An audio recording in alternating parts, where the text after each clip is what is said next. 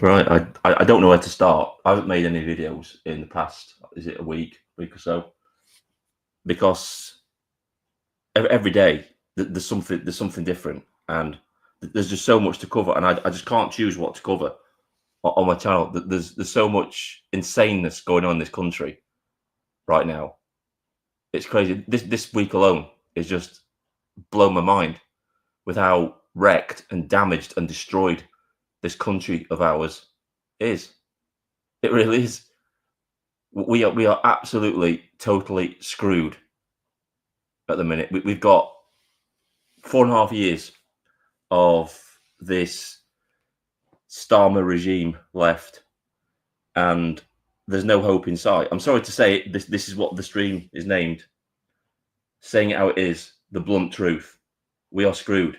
I know a lot of people are putting their faith in the Reform Party, but I've lost all hope in those people now, completely. After Ben Habib came out yesterday and did the video that he did and laid it out straight talking. That's what I like, a straight talking guy. He laid it out straight talking and just said the Reform Party isn't what you think it is. And I've known this for a long time. It doesn't take a genius to see that Nigel Farage isn't our saviour. Richard Tice isn't our saviour. And I feel sorry for Lee Anderson and Rupert Lowe and the other young guy. I don't even know his name. Because they seem to be like really good MPs. But Nigel Farage, he does this all the time, Nigel Farage. He's not what people think he is. People think he's this. We have this thing in this country of putting our political leaders on pedestals and worshipping them instead of just looking at what they're actually doing, looking at their actions instead of what they're saying. I mean, he did a car crash interview a few weeks ago where he ruled out mass deportations. He said it was an impossibility. And then he started cozying up, wanting the Islamist vote in this country. The thing is, people think reform is an alternative to the other mainstream parties. It's not at all. If you look at what Nigel Farage is actually doing, he's just creating another Conservative Party. And it's not a new Conservative Party full of Conservatives. It's an old Conservative Party full of all the Tory wets that aren't really Conservative at all. They're just wet, limp-wristed Liberal Democrats. And that's what we're going to end up with. We're going to end up with the Tory Party 2.0 under Nigel Farage. It's not going to. They're not. Reform aren't coming to our aid, not at all. And the only reason he keeps around Richard Tice is because he's dull, he's bland, he's got no charisma, and he's absolutely no threat to Nigel Farage. Nigel Farage gets rid of anybody around him who he believes to be a threat to his agenda, his authority, his popularity. That's why he got rid of Ben Habib. That's why he destroyed UKIP when Gerard Batten took over. He's a destructive force. I can't see the Reform Party making it to the next general election. I think probably the other MPs are going to have a fallout and they'll become independents. I can't see the Reform Party lasting to the 2029 general election at all because Nigel Farage has got this self-destruct button that he likes to press. And when he doesn't get his own way, he just leaves like he did with UKIP and went to the Brexit Party. So Reform, they're not our saviours. Not at all. I know people aren't going to like that. They're not going to like to hear that. But it's the truth. They're not. Nigel Farage doesn't want to...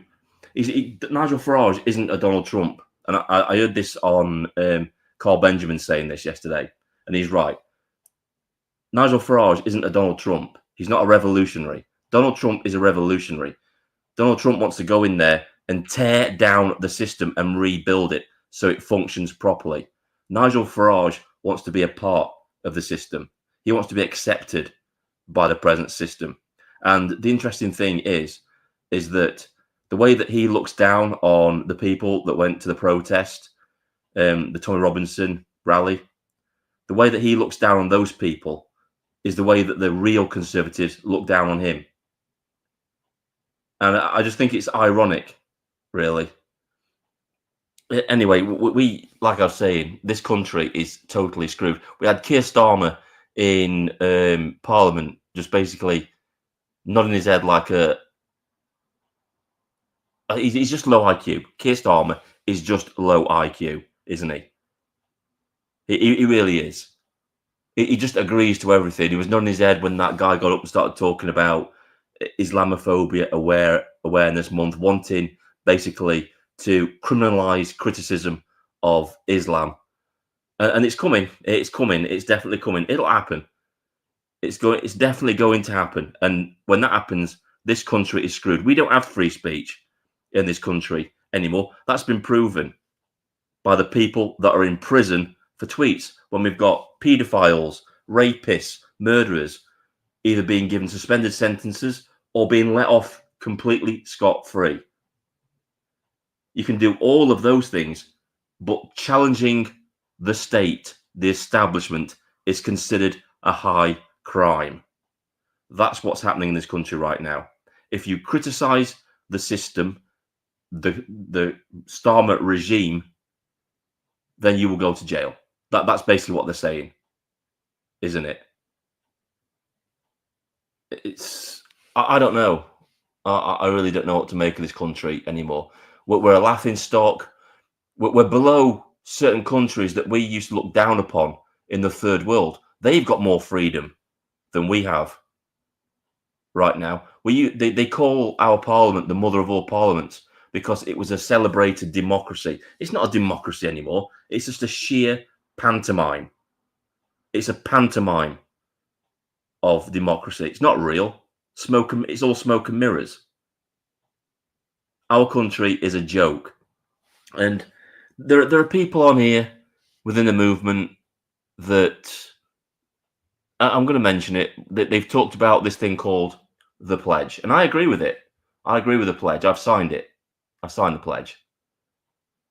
But they're going about it being like, it's the Magna Carta. No, it's not the Magna Carta. And they keep, I have to say this for the sake of saying it, but I'm not advocating for any violence or anything like that. I'm just highlighting the difference between the pledge and the Magna Carta. The Magna Carta wasn't just a piece of paper. It had barons behind it who were willing to go to civil war with the king in order to have the Magna Carta implemented. That's the difference between the Magna Carta and the pledge. Just want to clear that up. And people say that they've got faith in the voting system. I've got no faith in the voting system in this country. Not at all. We've got a system that will deliver one or the other. Two cheeks of the same arse. You'll either get Labour or you'll get the Tory party, or a coalition between either Labour and the Lib Dems or the Lib Dems and the Conservatives. And people are dreaming if they think that the reform is going to make this breakthrough thing at the 2029 general election. It's not. It really isn't. Look at what Nigel Farage is doing. He's recruiting Tory councillors, Tory MPs. It's obvious what he wants. He wants to be the leader of a Conservative party. They'll never allow him to be in the real Conservative party, so he's trying to create one of his own. And I'm sorry if people don't like it. I'm sorry if people can't swallow this bitter pill. But reform are not our saviours. Richard Tice is not our saviour. Nigel Farage is not our saviour. I don't know what to tell you. I've got no answers. I'm politically homeless. Yeah, there's UKIP, but that's just one guy, isn't it? I know there are people mass defecting to UKIP, and I'm probably guessing that when Tommy Robinson gets out of prison later next year, that he's going to be endorsing UKIP, or maybe even Ben Habib if he decides to form his own party. Like I said, I watched Ben Habib's video yesterday, and it just confirmed everything that I knew about the Reform Party. It did. We knew that Nigel Farage isn't a really good leader.